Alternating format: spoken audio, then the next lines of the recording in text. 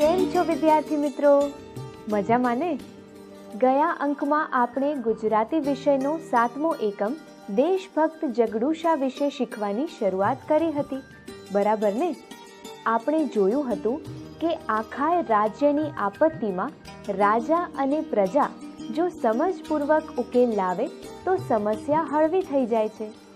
દાનવીર ભામાશાની જેમ જગડુશા પણ એક નગર સેવક તરીકે માનવતાવાદી અભિગમ ધરાવે છે.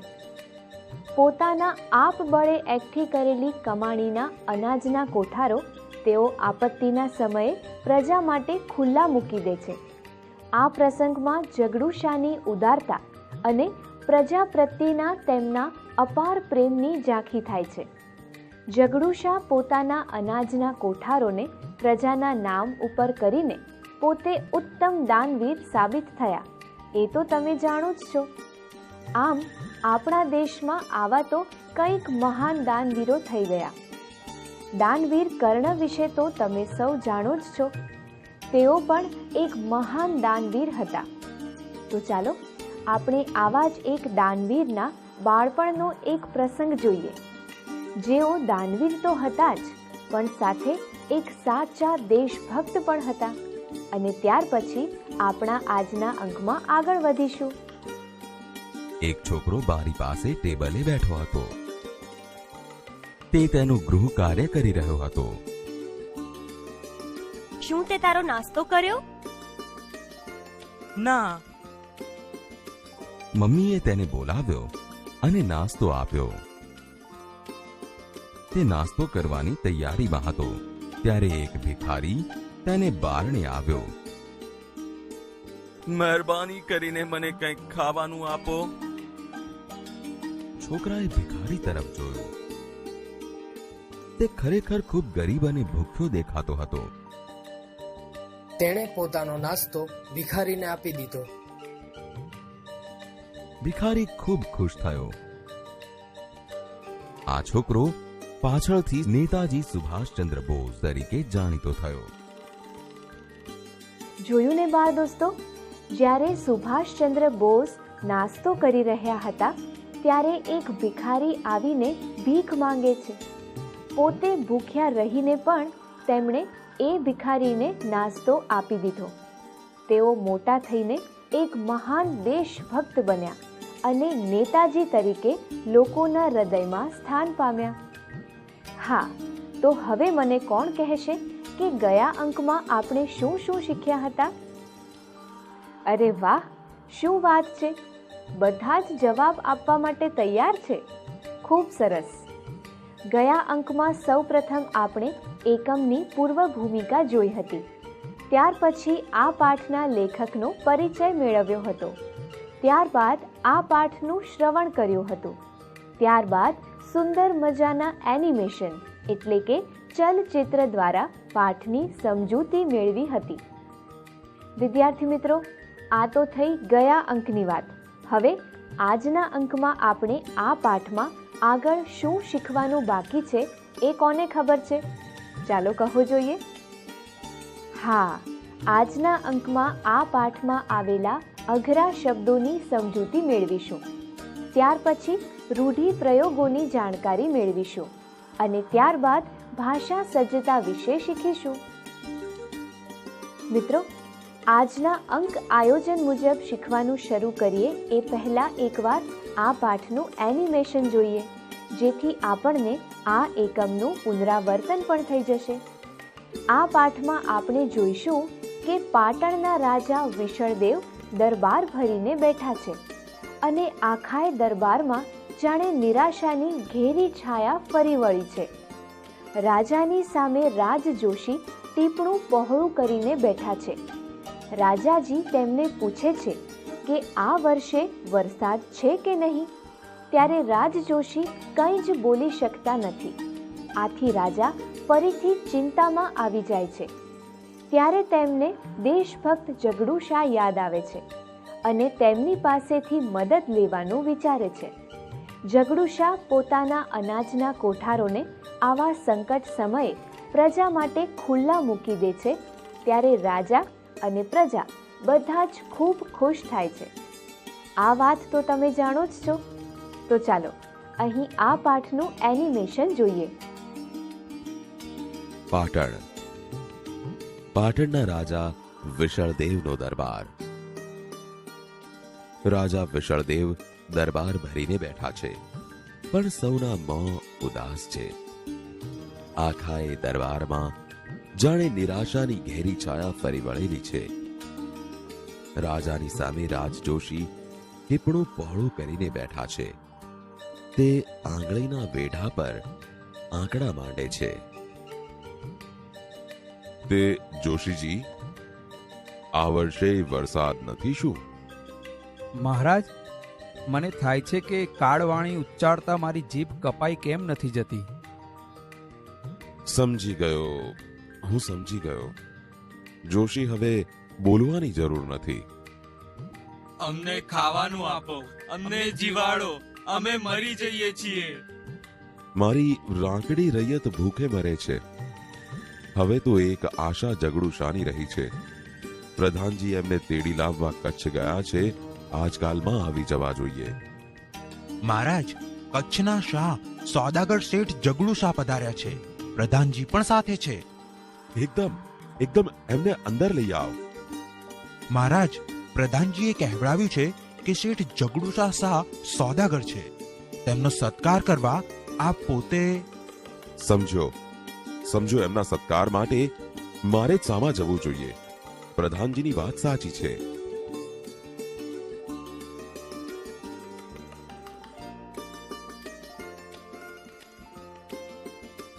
મહારાજ, ઓચિંતાનો કેમ યાદ કર્યો મને?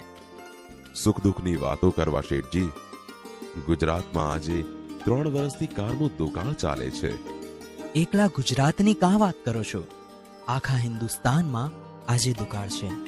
સિંધ, મેવાડ, માળવા, કાશી અને ઠેઠ કંદહાર લગી આજે લોકો ભૂખે મરે છે અને પાનખરમાં પાંદડા ખરે તેમ ખરે છે. વખત એવો બારીક છે કે ભલભલાની લાજ જવાનો વખત છે. 7 ખોટના દીકરાના મોંમાંથી બાપ બટકું રોટલો કાઢી ખાય છે. મુઠ્ઠી ધાન સારું મા બાપ છોકરાને વેચે છે.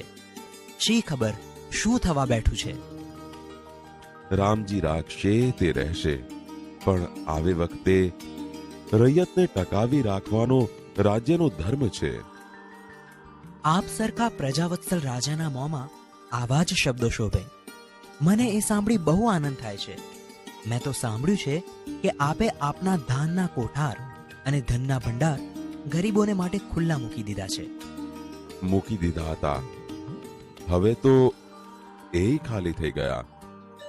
હવે મારા ધનના ભંડાર અને અન્નના કોઠારોએ ખાલી ખમ પડ્યા છે. અને રૈયતના પેટનો ખાડો તો હજી ઊણો ને ઊણો જ છે.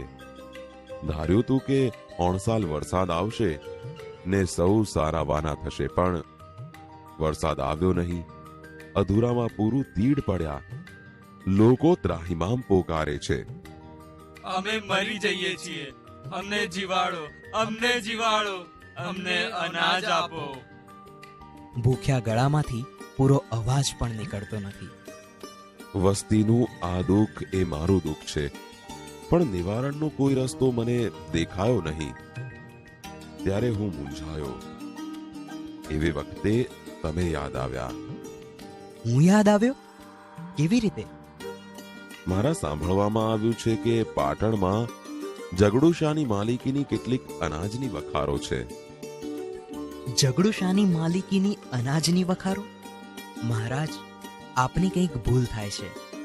મારી માલિકીની કોઈ અનાજની વખાર મેં પાટણમાં કે કોઈ શહેરમાં રાખી જ નથી. તો અમે સાંભળ્યું એ શું? કંઈક સમજફેર થઈ હશે મહારાજ, કારણ કે વખારો મારી ખરીને. વખારો આપની છે અને છતાં એ આપની માલિકીની નથી, એમ આપનું કહેવું છે? વાત એમ છે કે વખારો મારી છે એ વિશે કંઈ શંકા નથી. અને એ વખારોમાંનું અનાજ? એ અનાજ મારું નથી. એ અનાજ તમારું નથી? તો શું તમે એ કોઈને દઈ દીધું છે? કોને દીધું? ક્યારે દીધું? હું તમને એના મોં માંગ્યા દામ આપત. એ અનાજ મારું નથી એ નિશ્ચિત છે. મેં કોને દીધું અને ક્યારે દીધું એ જાણવું હોય તો એમ કરો ને, એ વખારો ખોલાવી એની તપાસ કરાવો ને. કેવી રીતે ખબર પડશે? એમ જ ખબર પડશે. દરેકે દરેક વખારની અંદર ભીંત પત્ર પર તાંબા પત્રામાં લેખ લખાવીને જડાવેલો છે. તેમાં એ અનાજના માલિકના નામ ઠામ બધું લખેલું છે. ઠીક છે, ઠીક છે. હું એ માલિકની પાસે જઈને કહીશ કે સુકાળ થયે તને એક એક દાણા સાથે મોતી ગણીને આપીશ, પણ આજે મારી પર આટલી દયા કર. જે રાજાના દિલમાં રૈયતના સુખ દુઃખનો આવો ખ્યાલ છે તેને અનાજ જરૂર મળી રહેશે. મળી રહેશે? કોટવાલજી, જાઓ વખારો ઉઘાડો અને લેખ અહીં લઈ આવો. જેવી આજ્ઞા મહારાજ. મહારાજ, આપે આટલી તકલીફ લેવાની કંઈ જ જરૂર નથી. હમણાં જ મારા માણસો લેખ લઈને અહીં આવશે. મેં ક્યારનાય તેમને ત્યાં મોકલી દીધા છે.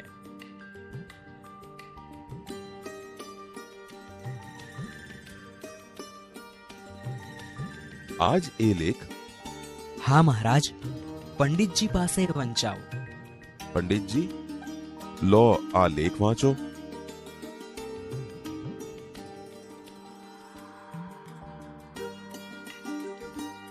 મહારાજ સાંભળો, આમાં લખ્યું છે કે આ વખાર ઝઘડુશાની છે, પણ વખારમાંનું બધું અનાજ એના ભૂખે મરતા ગરીબ ભાઈ ભાંડુઓનું છે.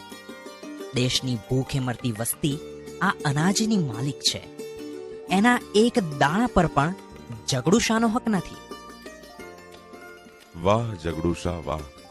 તમે તો કહેતા હતા કે અનાજ તમારું નથી. તો મારું છે? એ તો ગરીબોનું છે. આ અનાજમાંથી એક દાણો લેવાનો મને હક નથી. મહારાજ સાંભળો, હવે હું બીજી વખારનો લેખ વાંચું છું. આમાં લખ્યું છે કે આ વખાર ઝઘડુશાની છે, પણ વખારમાંનું બધું અનાજ એના ભૂખે મરતા ગરીબ ભાઈ ભાંડુઓનું છે. દેશની ભૂખે મરતી વસ્તી આ અનાજની માલિક છે. એના એક દાણા પર પણ ઝઘડુશાનો હક નથી. વાહ વાહ વાહ વાહ! હવે ત્રીજી વખારનો આ લેખ સાંભળો. આ વખાર ઝઘડુશાની છે, પણ એના અનાજના એક દાણા પર પણ ઝઘડુશાનો હક નથી. દેશની ભૂખે મરતી વસ્તી આ અનાજની માલિક છે. વાહ વાહ વાહ વાહ! ઝઘડુસાની જય હો! ઝઘડુસાની જય હો! ઝઘડુશા, આવી તમારી કેટલી વખારો છે ગામમાં? 40 હશે મહારાજ. 40 વખારો? ત્યારે તો મારી પ્રજા જીવી ગઈ અને હું જીવી ગયો. જ્યાં લગી ગુજરાતમાં તમારા જેવા ઉદાર શ્રેષ્ઠીઓ છે ઝઘડુશા, ત્યાં લગી ગુજરાત રાજ્યને કોઈ આંચ આવવાની નથી. ગુજરાતનો રાજા ઘણું જીવો, ગુજરાતનો શાહ સોદાગર ઘણું જીવો, ગુજરાત રાજ્ય અમર રહો.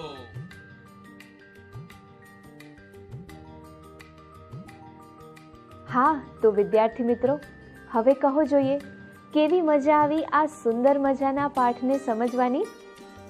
હા, મને ખબર છે કે તમને સૌને ખૂબ જ મજા આવી.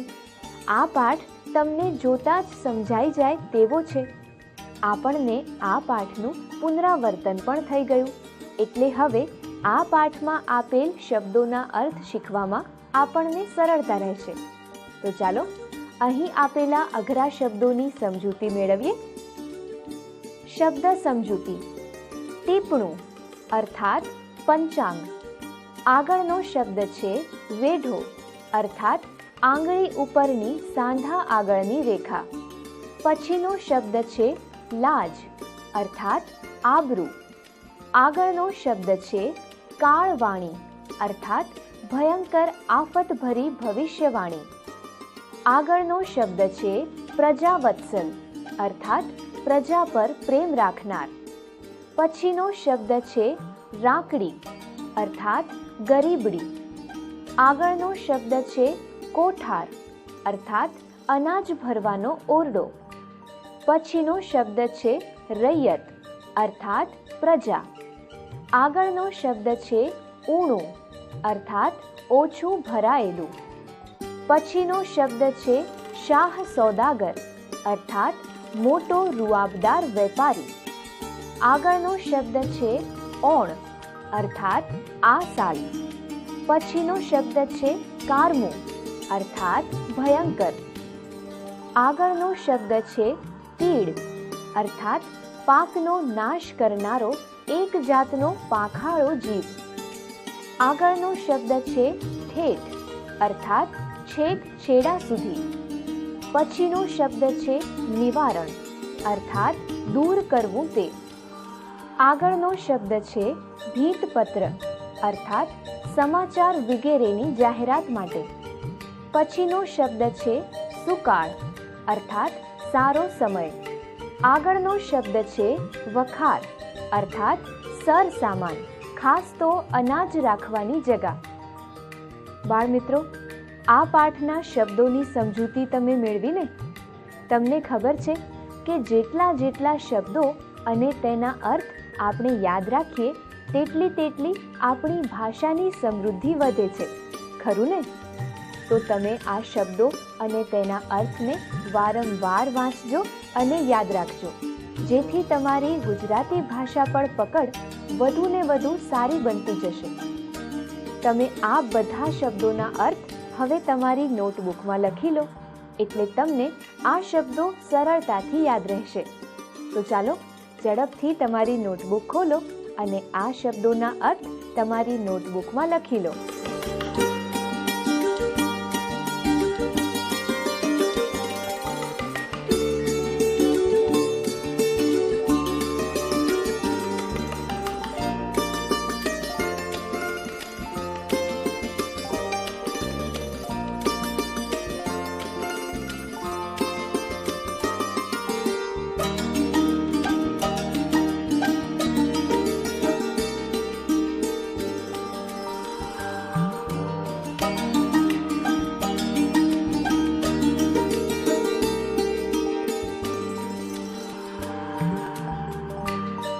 તો ચાલો હવે આપણે આગળ વધીએ.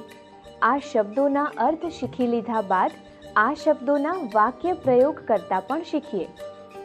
ટીપણું અર્થાત પંચાંગ. હવે આ શબ્દનો વાક્ય પ્રયોગ જોઈએ. જોશીજી ટીપણું જોઈને લગ્નનું મુહૂર્ત કાઢે છે. જોશીજી પંચાંગ જોઈને લગ્નનું મુહૂર્ત કાઢે છે.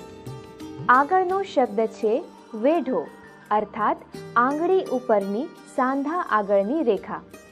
હવે આ શબ્દનો વાક્ય પ્રયોગ જોઈએ. રવિના દાદા વેઢા ગણીને દાખલા ગણે છે. રવિના દાદા આંગળી ઉપરના સાંધા આગળની રેખા ગણી દાખલા ગણે છે. આગળનો શબ્દ છે લાજ અર્થાત આબરૂ. હવે તેનો વાક્ય પ્રયોગ જોઈએ. દુકાળના સમયે ભલભલાની લાજ જવાનો વખત આવે છે. દુકાળના સમયે ભલભલાની આબરૂ જવાનો વખત આવે છે. આગળનો શબ્દ છે કાળવાણી અર્થાત ભયંકર આફતભરી ભવિષ્યવાણી. હવે આ શબ્દનો વાક્ય પ્રયોગ જોઈએ. વરસાદ નહીં થાય તેવી કાળવાણી જોશીજી બોલી શકતા નથી. વરસાદ નહીં થાય તેવી ભયંકર આફતભરી ભવિષ્યવાણી જોશીજી બોલી શકતા નથી. આગળનો શબ્દ છે પ્રજાવત્સલ અર્થાત પ્રજા પર પ્રેમ રાખનાર. હવે આ શબ્દનો વાક્ય પ્રયોગ જોઈએ. પાટણના રાજા વિશળદેવ પ્રજાવત્સલ હતા. પાટણના રાજા વિશળદેવ પ્રજા પર પ્રેમ રાખનાર હતા. પછીનો શબ્દ છે રાકડી અર્થાત ગરીબડી. આ શબ્દનો વાક્ય પ્રયોગ જોઈએ. રાજા વિશળદેવની રાકડી પ્રજા દુકાળના કારણે ભૂખે મરે છે. રાજા વિશળદેવની ગરીબડી પ્રજા દુકાળના કારણે ભૂખે મરે છે. આગળનો શબ્દ છે કોઠાર અર્થાત અનાજ ભરવાનો ઓરડો. હવે આ શબ્દનો વાક્ય પ્રયોગ જોઈએ. જગડુશા પાસે અનાજના 40 કોઠારો હતા. જગડુશા પાસે અનાજ ભરવાના 40 ઓરડા હતા. પછીનો શબ્દ છે રૈયત અર્થાત પ્રજા. હવે આ શબ્દનો વાક્ય પ્રયોગ જોઈએ. રાજા હર્ષવર્ધનના રાજ્યની રૈયત સુખી હતી. રાજા હર્ષવર્ધનના રાજ્યની પ્રજા સુખી હતી. આગળનો શબ્દ છે ઊણું અર્થાત ઓછું ભરાયેલું. હવે આ શબ્દનો વાક્ય પ્રયોગ જોઈએ. દુષ્કાળમાં પ્રજાનું પેટ ઊણું જ રહે છે. દુષ્કાળમાં પ્રજાનું પેટ ઓછું ભરાયેલું જ રહે છે. આગળનો શબ્દ છે શાહ સોદાગર અર્થાત મોટો રૂઆબદાર વેપારી. હવે આ શબ્દનો વાક્ય પ્રયોગ જોઈએ. શેઠ જગડુ શાહ કચ્છના શાહ સોદાગર હતા. શેઠ જગડુ શાહ કચ્છના મોટા રૂઆબદાર વેપારી હતા. પછીનો શબ્દ છે ઓણ અર્થાત આ સાલ. હવે આ શબ્દનો વાક્ય પ્રયોગ જોઈએ. ભારતમાં ઓણ સારો વરસાદ પડશે. ભારતમાં આ સાલ સારો વરસાદ પડશે. પછીનો શબ્દ છે કારમું અર્થાત ભયંકર. આ શબ્દનો વાક્ય પ્રયોગ જોઈએ. કચ્છમાં કારમો ધરતીકંપ આવ્યો હતો. કચ્છમાં ભયંકર ધરતીકંપ આવ્યો હતો. પછીનો શબ્દ છે તીડ અર્થાત પાકનો નાશ કરનારો એક જાતનો પાંખાળો જીવ. હવે આ શબ્દનો વાક્ય પ્રયોગ જોઈએ. તીડ ખેતરના પાકને નુકસાન પહોંચાડે છે.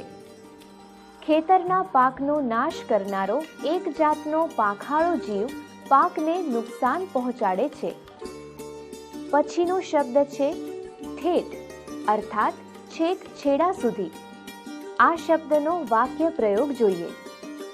વરસાદમાં ઠેઠ કિનારા સુધી પાણી આવી જાય છે. વરસાદમાં છેક કિનારાના છેડા સુધી પાણી આવી જાય છે. પછીનો શબ્દ છે નિવારણ અર્થાત દૂર કરવું તે. આ શબ્દનો વાક્ય પ્રયોગ જોઈએ. પાકમાં આવતા રોગોનું નિવારણ કરવું જરૂરી છે. પાકમાં આવતા રોગોને દૂર કરવા જરૂરી છે.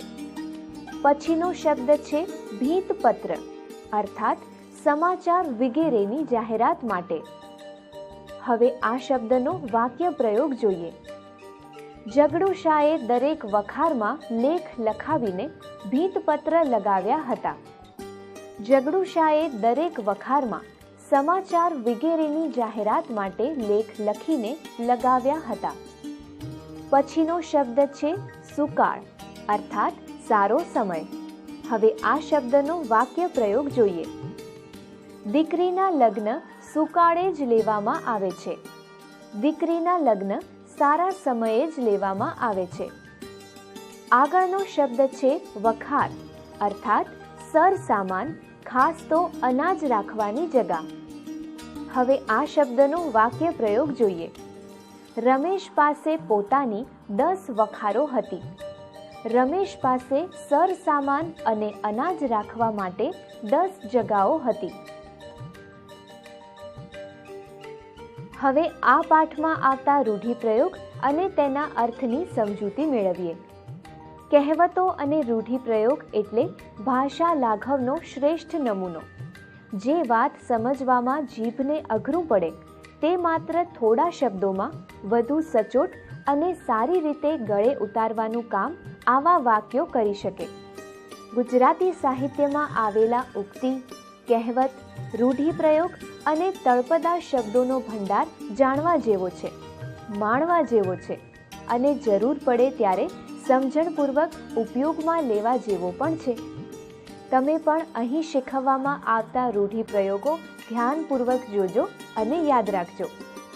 પહેલો રૂઢિપ્રયોગ છે જીભ કપાઈ જવી અર્થાત બોલતા બંધ થઈ જવું. પછીનો રૂઢિપ્રયોગ છે 7 ખોટનો દીકરો હોવો અર્થાત ખૂબ લાડકો અથવા એકનો એક દીકરો હોવો. પછીનો રૂઢિપ્રયોગ છે મોં માંગ્યા દામ આપવા અર્થાત પૂરેપૂરી કિંમત ચૂકવવી. પછીનો રૂઢિપ્રયોગ છે સ્તબ્ધ થઈ જવું અર્થાત અવાક થઈ જવું. આગળનો રૂઢિપ્રયોગ છે કળ વળવી અર્થાત નિરાત થવી. પછીનો રૂઢિપ્રયોગ છે આંકડા માંડવા અર્થાત ગણતરી કરવી. આગળનો રૂઢિપ્રયોગ છે સૌ સારાવાના થવા અર્થાત બધી રીતે શુભ થવું. રૂઢિપ્રયોગ બાદ હવે આપણે ભાષા સજ્જતા વિશે શીખીએ. જેમ ગુજરાતી વ્યાકરણમાં છંદ, કહેવતો, રૂઢિપ્રયોગ શીખવા જરૂરી છે, એટલું જ મહત્વ અલંકારનું પણ છે. સાહિત્યમાં વાણીની શોભા અને પ્રભાવમાં વધારો કરવા માટે જે ભાષાકીય રૂપોનું પ્રયોજન કરવામાં આવે છે તેને અલંકાર કહેવામાં આવે છે. આ અલંકારના બે પ્રકાર છે, શબ્દાલંકાર અને અર્થાલંકાર. તો ચાલો અહીં અલંકારની થોડી સમજૂતી મેળવીએ. ભાષા સજ્જતા. બાળ દોસ્તો, તમે આ અગાઉ ઉપમા અલંકાર વિશે શીખ્યા છો. આજે આપણે વધુ એક અલંકારના પ્રકાર વિશે શીખીશું. આપેલા વાક્યો વાંચો. સંસાર સાગર તરવો વસમો છે, એનું મુખ કમળ ખીલી ઉઠ્યું. તમે અહીં જોશો કે પ્રથમ વાક્યમાં સંસારને સાગરનું રૂપ આપી દીધું છે. સાગર એ જ સંસાર છે અને સંસાર એ જ સાગર દેખાય છે. એવી જ રીતે બીજા વાક્યમાં મુખને કમળનું રૂપ આપી દીધું છે. મુખ અને કમળ જુદા નથી. શું તમે કહી શકશો કે પહેલા વાક્યમાં ઉપમેય એટલે કે જેની સરખામણી કરવાની હોય તે, તો તેનો જવાબ છે સંસાર, અને ઉપમાન એટલે જેની સાથે સરખામણી કરવાની હોય તે. અહીં ઉપમાન સાગર છે. બીજા વાક્યમાં મુખને કમળનું રૂપ આપી દીધું છે. તમે અહીં જોશો કે વાક્યમાં વપરાયેલા મુખ અને કમળ જુદા નથી, પરંતુ અહીં ઉપમેય અને ઉપમાન એક રૂપ બની ગયા છે. તેથી આ રૂપક અલંકાર બને છે. બાળ દોસ્તો, ઉપમા અલંકાર પછી રૂપક અલંકાર વિશે તમને સમજ પડી જશે. સંસાર સાગર તરવો વસમો છે, એનું મુખ કમળ ખીલી ઉઠ્યું. પ્રથમ વાક્યમાં સંસારને સાગરનું રૂપ આપી દીધું છે. સંસાર એ જ સાગર અને સાગર એ જ સંસાર. એ જ રીતે બીજા વાક્યમાં મુખને કમળનું રૂપ આપી દીધું છે. મુખ અને કમળ જુદા નથી. પહેલા વાક્યમાં ઉપમેય કયું છે? સંસાર. એવી જ રીતે ઉપમાન સાગર છે, પરંતુ અહીં ઉપમેય અને ઉપમાન એક રૂપ બની ગયા છે. તેથી આ રૂપક અલંકાર બને છે. અને ઉપમા અલંકાર વિશે તો તમે જાણો જ છો, તો આ બંનેનો ભેદ તમને સમજાયો ને? ખૂબ સરસ. તો વિદ્યાર્થી મિત્રો, આજના અંકમાં આપણે અહીં અટકીએ. આજના અંકમાં આપણે શું શીખ્યા એ જરા યાદ કરી લઈએ. સૌપ્રથમ આપણે આ પાઠનું એનિમેશન એટલે કે ચલચિત્ર દ્વારા પુનરાવર્તન કર્યું. ત્યારબાદ આ જ પાઠમાં આવતા અઘરા શબ્દોની સમજૂતી મેળવી અને વાક્ય પ્રયોગ કરતા પણ શીખ્યા. ત્યાર પછી આ પાઠમાં આવતા રૂઢિપ્રયોગોના અર્થ શીખ્યા.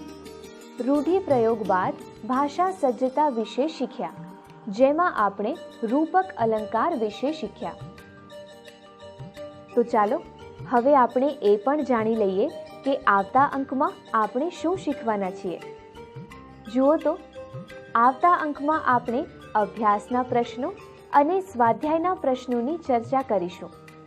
તમારે આજે ઘરે જઈને આ તમામ પ્રશ્નોના ઉત્તરો જાતે તૈયાર કરીને લાવવાના છે. જેમને આ પ્રશ્નોના જવાબ લખવામાં મુશ્કેલી હશે તેમને આપણે અહીંથી જ આ પ્રશ્નોના જવાબ પણ શીખવીશું. તો આ જવાબો તૈયાર કરી લાવવાનું ભૂલતા નહીં હો ને? અને હા, સ્વાધ્યાયના અંતે આપેલ પ્રવૃત્તિના પ્રશ્નોની પણ આપણે આવતા અંકમાં ચર્ચા કરીશું. તો બસ આજના માટે આટલું જ.